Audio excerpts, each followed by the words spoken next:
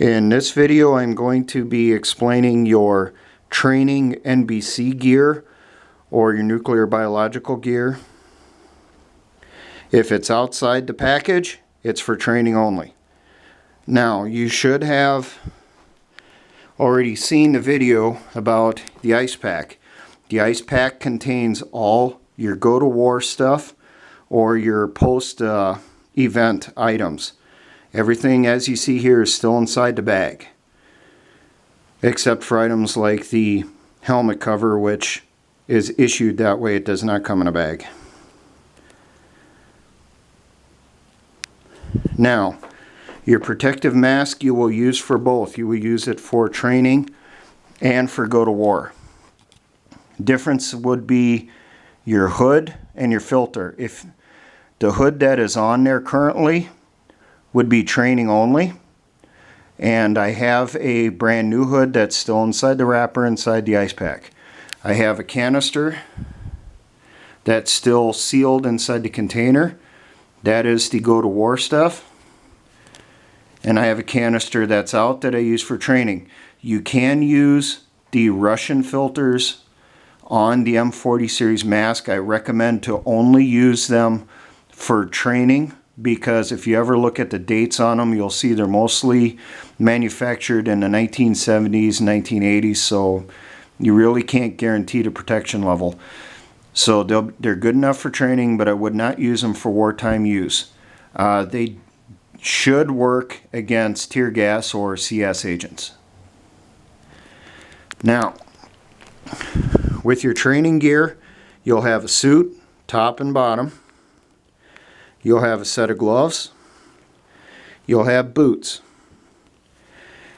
Now, as I mentioned before, I'm including East German NBC ponchos in all my ice packs, so I have one that is a training only, because if it gets damaged during training, I still have a good one for wartime use. I also have a set of M8 paper that is designated for training use. The manufacture date on it is 1985. I have a set in my ice pack that was manufactured after 9/11, so that's my go-to-war pack. So hopefully, this explains it to you a little bit better. If it's out of the bag, out of the package, it becomes training only. If it's still in the package, it's the stuff you need for survival. Now, there are videos online of people that probably were not trained in the military and cannot tell the difference. You'll see them use the same suit for training that they expect to use post-attack. Well, with the charcoal impregnated suits like this, if you haven't noticed, when you take them out of the bags, they already start losing the charcoal.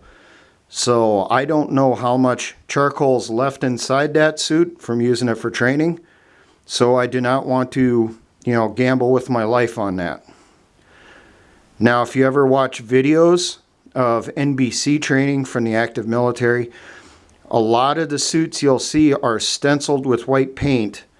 And it says training. They'll stencil it across the back, or they'll stencil it across the thigh on the pants. That way someone does not make a mistake and try using it for wartime use. It is training only. Yes, this can get expensive because you're doubling your gear, but you get what you can when you can. Now, I have all my wartime gear. I get the woodland stuff. Now, for training, I would not have an issue with getting the ACU or DCU patterned J-less suits and use them for training, because the only difference there is the color. So I'd have the camouflage that works in my area. That gear is still in the bag for keeping alive, and the other stuff for using for training. Do not mix the two together. Try to keep them separate.